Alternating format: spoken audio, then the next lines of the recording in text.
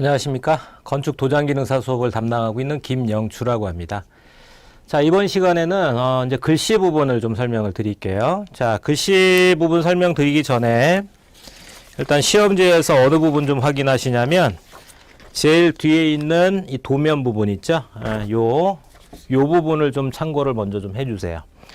거기 보시면은 건축이라고 글씨가 써 있죠. 근데 글씨만 써 있는 것이 아니고 숫자가 있을 거예요. 잘 보시면 글씨를 쓰는 크기가 나와 있죠. 글씨 폭이 135라고 써 있을 거고요. 높이는 100mm로 써달라고 실수가 써 있고, 자, 또 하나 중요한 거는 요 강목 위에서 50mm 띄워라 이렇게 돼 있고요. 앞부분도 50mm를 띄워라 라고 시험지에 나와 있을 겁니다. 그게 굉장히 중요한 거예요. 자, 이렇게 여러분들이 작업을 해서 제출하시면 채점이 당연히 채점을 하시는데, 일단 두 가지를 크게 신경 씁니다. 채점관이. 첫 번째가 뭐냐면 135에 100mm를 꽉 채워서 글씨를 썼느냐가 1번이에요. 그러니까 그 테두리 안에 꽉 차지 않고 뭔가 약간 떨어져 있다. 5mm 이상이 떨어져 있다. 그럼 그건 불합격 처리가 되고요.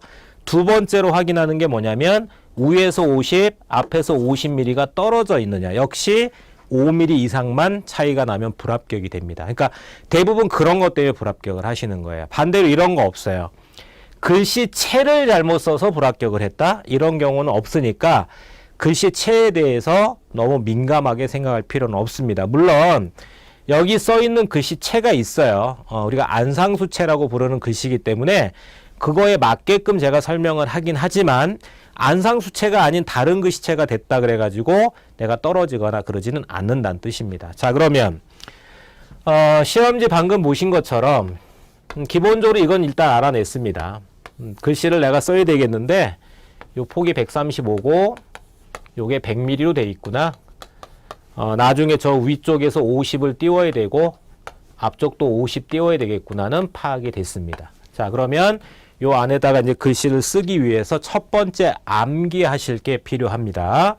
자, 얘를 갖다가 135에 100mm짜리 네모 박스를 딱 그려 놓으시고, 자, 수평선을 두 개를 긁 거예요. 미리 거볼까요? 자, 수평선을 한 선, 두 선을 거가지고 3등분으로 만들 겁니다. 자, 암기를 하셔야 돼요. 이 숫자들은 위에서 35mm, 밑에도 35mm, 그럼 가운데가 30mm가 되겠죠. 자, 요건 그냥 암기를 하세요.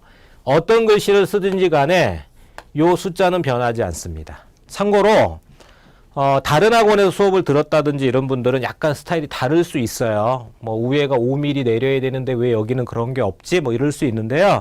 사실 그게 중요한 게 아니라고 제가 말씀을 드렸습니다. 제가 설명드리는 게 정답입니다. 이렇게 말씀드리는 건 아니에요. 어느 학원이 됐든 정답을 설명할 수는 없거든요. 저는 여러분들이 조금이라도 편하게 쓸 수 있는 방법으로 설명을 드리는 거니까 하여튼 이렇게 3등분을 만드시고, 자, 그 다음에 수직선을 그릴 건데요. 자, 앞에서부터 두 선을 그릴 거예요.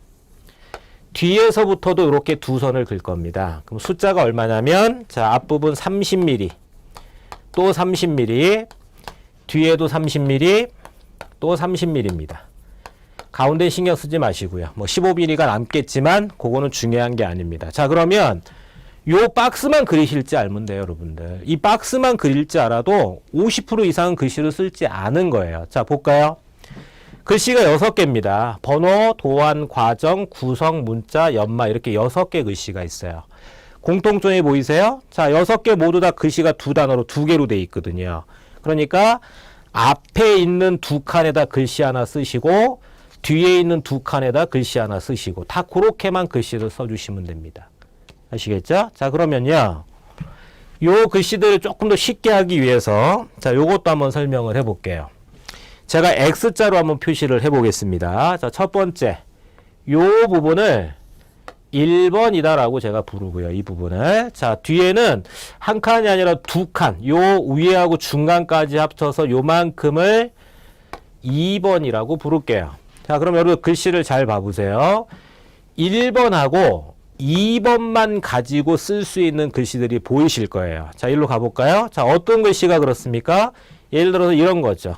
자자. 요 자하고 마자. 이런 글씨가 그렇죠.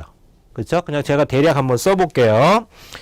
요 안에다가 예를 들어서 1번 공간 안에다가 미음자를 쓰고, 예를 들어서 미음자를 쓰고, 요 2번 공간에다가 아자를 쓰시면 이게 마가 되는 거 아닙니까? 그쵸? 이런 식으로 쓸 수 있을 거란 뜻이에요. 자, 그러면 두 번째로는요. 그 아래쪽까지 해볼까요? 자, 이 부분을 제가 3번이라고 불러볼게요. 1번, 2번, 3번 가지고 쓸 수 있는 글자들이 꽤 보이거든요. 자, 가보죠. 어떤 글씨입니까? 첫 번째, 번자가 그렇죠. 번자 하고요. 안자도 그렇고요. 정이라는 글씨, 연자도 그렇고요. 그 다음에 성자도 그렇네요. 제가 동그라미 친 이 글씨들의 공통점은 1번, 2번, 3번까지 글씨를 집어 넣으셔야 돼요. 자, 예를 들어서 그냥 번자 한번 써볼까요, 제가? 1번 공간에다가 미음자를 쓰시고, 자, 여기다가 미음자를 쓰시고, 그 다음에 2번에다가 어자를 쓰시고, 3번에다가 니은자만 써주시면 이게 번자가 되겠죠. 이런 스타일로. 자, 그럼 요번에는 세 번째로 세로로만 써야 되는 글씨가 있을 거예요. 세로 방향으로만. 자, 요 부분을 제가 1번이라고 부르겠습니다. 가운데를 2번이라고 부르죠. 1번, 2번만 있으면 쓸 수 있는 글자가 보이네요. 어디 있습니까? 호. 호라는 글씨가 그렇고요. 구라는 글씨도 그렇고요. 도라는 글씨도 그렇죠. 요 세 개 글자 보시면 딱 두 칸이면 쓸 수 있는 글씨들이 있거든요. 그렇죠? 여기다 호자 한번 써볼까요? 자, 1번에다가 희응자를 집어넣으시고 2번에다가 오자 쓰시면 호라는 글씨가 되겠죠. 자, 근데 여기서 이제 조심할 게 하나 있는 거죠. 자, 이렇게 해서 예를 들어서 번호라는 글씨를 썼습니다. 근데 선생님 여기 보니까 호자를 여기다 써도 되는 거 아닙니까? 이 부분에다 이렇게 호자를 써도 번호가 되는 거죠. 근데 문제는 뭐예요? 앞부분에다 호자를 쓰면 뒤에가 이만큼이 남아버린단 말이에요. 결론적으로 135를 꽉 채운 게 안 돼 버리는 거죠. 그렇죠? 그럼 그게 불합격이 되는 거거든요. 그러니까 가운데가 얼마가 떨어지는 거 신경 쓰지 마시고 항상 가장 앞에와 가장 뒤에, 가장 상단과 가장 하단이 꽉 차 있을 수 있게끔만 써서 주시면 된다라는 뜻입니다. 자, 그런데 마지막으로 글씨 하나가 남았을 거예요. 자, 요 아래쪽 요 3번까지 또 필요한 글씨들도 보이시죠? 1, 2, 3번으로 쓸 수 있는 글자. 어디 있나요? 여기 있네요. 문. 요런 글씨가 그렇죠. 그렇죠? 여기는 1번, 2번, 3번까지 해야지만 쓸 수 있는 글자고 마지막으로 과라는 글씨가 하나 남아 있는데요. 자, 과라는 글씨는 필요한 공간이 이렇네요. 1번 공간하고 2번 공간하고 3번은 필요 없고 요 부분이 필요하겠죠. 그렇죠? 그래야지만 글씨가 기역자 들어가고 아자 들어가고 여기 오자가 들어가면 과자라는 글씨가 되겠죠. 자, 이런 식으로 각간의 칸에 어떻게 집어넣으면 이 글씨가 되겠구나를 먼저 생각을 하세요. 그러면 집어넣을 수 있거든요. 그럼 거기다 한 가지만 더 추가하시면 됩니다. 글씨를 쓰게 되면 글씨에 두께가 있을 거거든요. 10mm로 하십시오.